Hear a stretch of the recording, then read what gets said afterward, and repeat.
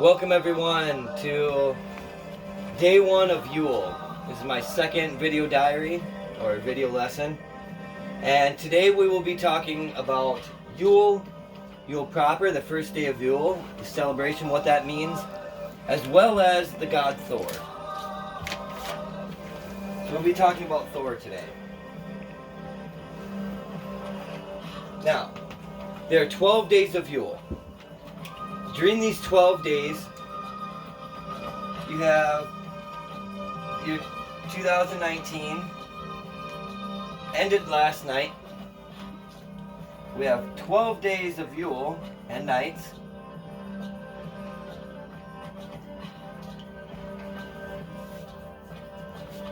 That ends, and then we begin the new year.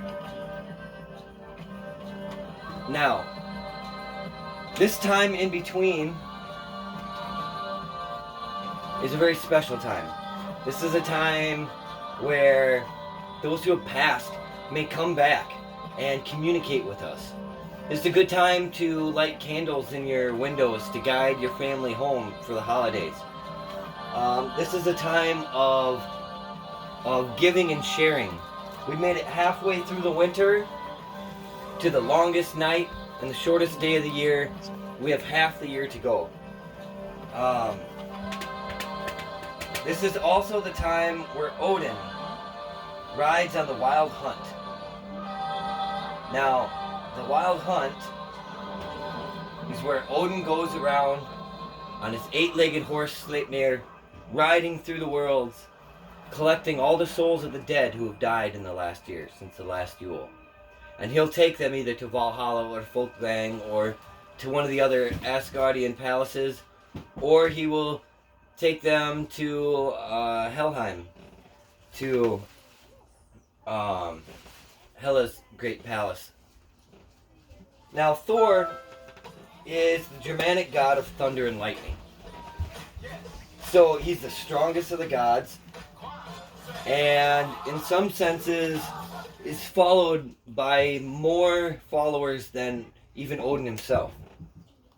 Thor is a god of the farmer, a god of storms, the rain and hail that comes down and destroys the old and rebuilds the new, or fertilizes the crops. Now, Thor rules over the region called Hrudvangur.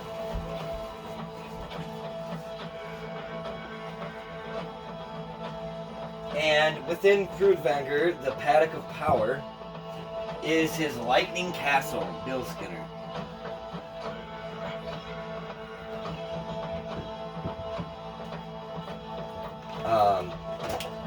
Thor has the power to conjure storms, control the wind and the rain.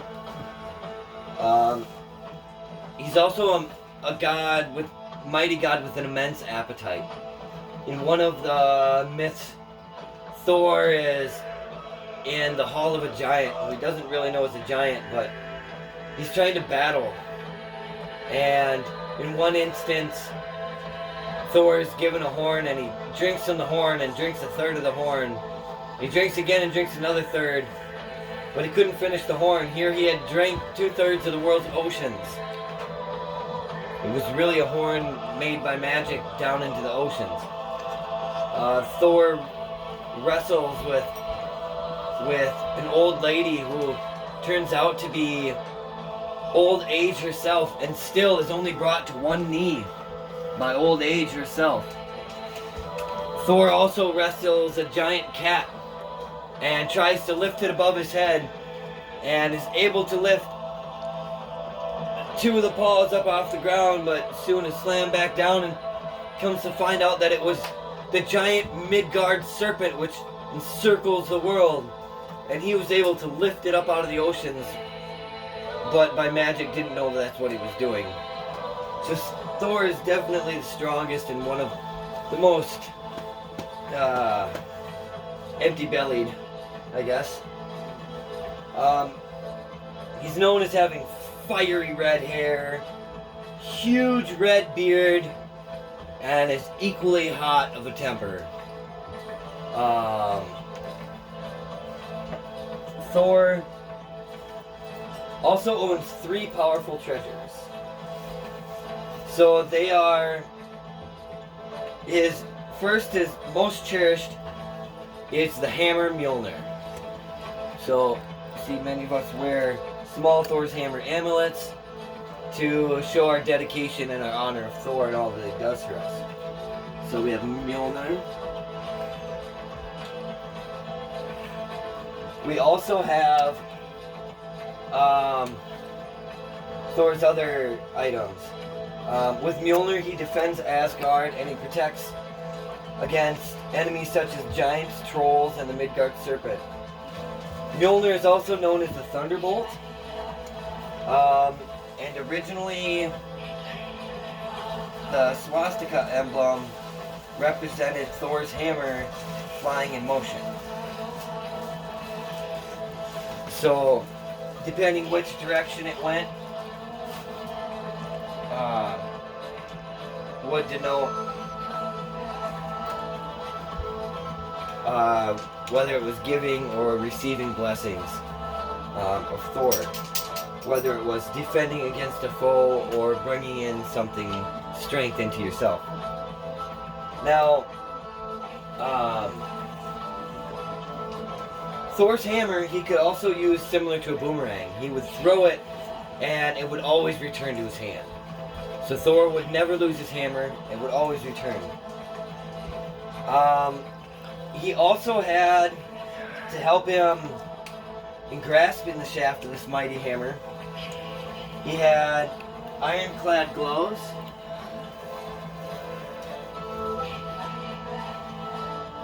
as well as his strength belt or girdle.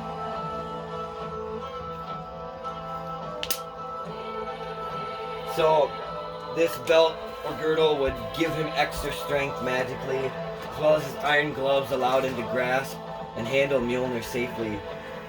Mjolnir, if you can see from my hammer, has a large normal size hammer piece, but whereas most hammers would extend all the way up, Thor's hammer only has a shortened handle, which actually this distance should equal this distance on Thor's hammer.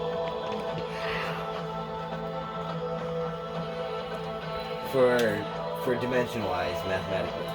Now, this is kind of a funny story to how Thor got his hammer. The trickster god Loki actually cut off all of Thor's wife's Sif's hair.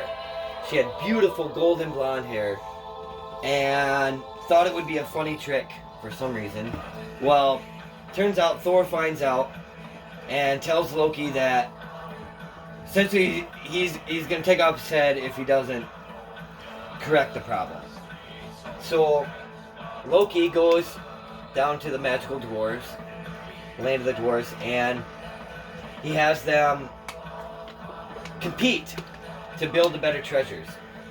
Now out of this is made Odin's spear, Gungnir, which when thrown never misses its mark.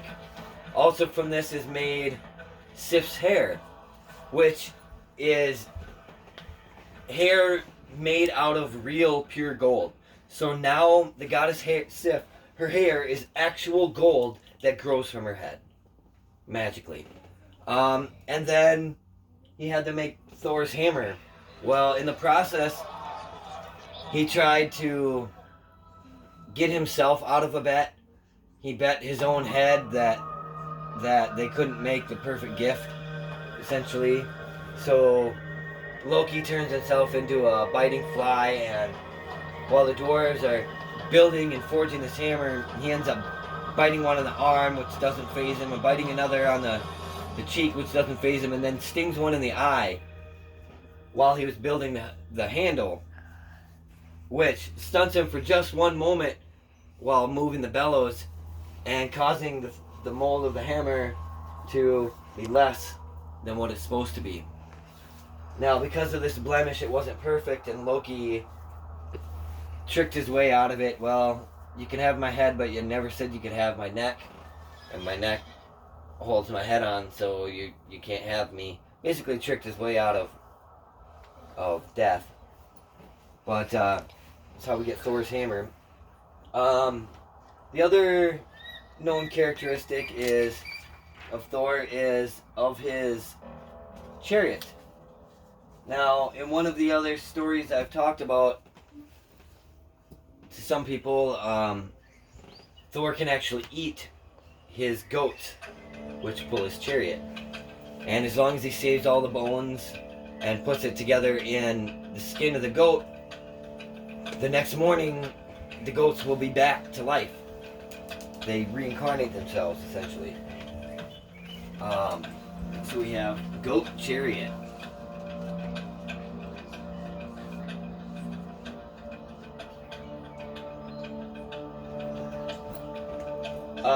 Now the goats' names are, I'm not going to try to pronounce them in Norse, but they are Gaptooth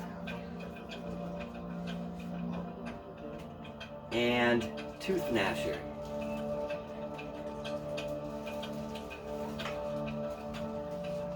The names of his two goats. He eats them on his travels and then wraps the bones back in the goat skins, and the next day restores them to life by consecrating the skins with his hammer. There's numerous myths recounting Thor's journeys to Giant Land and how he has killed many. One giant, actually, the killing of him left a piece of whetstone forever lodged in Thor's head. He was supposed to be dead, and Odin brought him back to life. Loki is constantly at ends with Thor. Thor is constantly trying to stop Loki in his trickster activities. Now Thor, however, will meet his end at Ragnarok at the hands of by the works of the Midgard serpent. Thor will kill the Midgard serpent, but it will poison him, and he'll take 2 steps before crashing to the ground dead. Whereas his sons,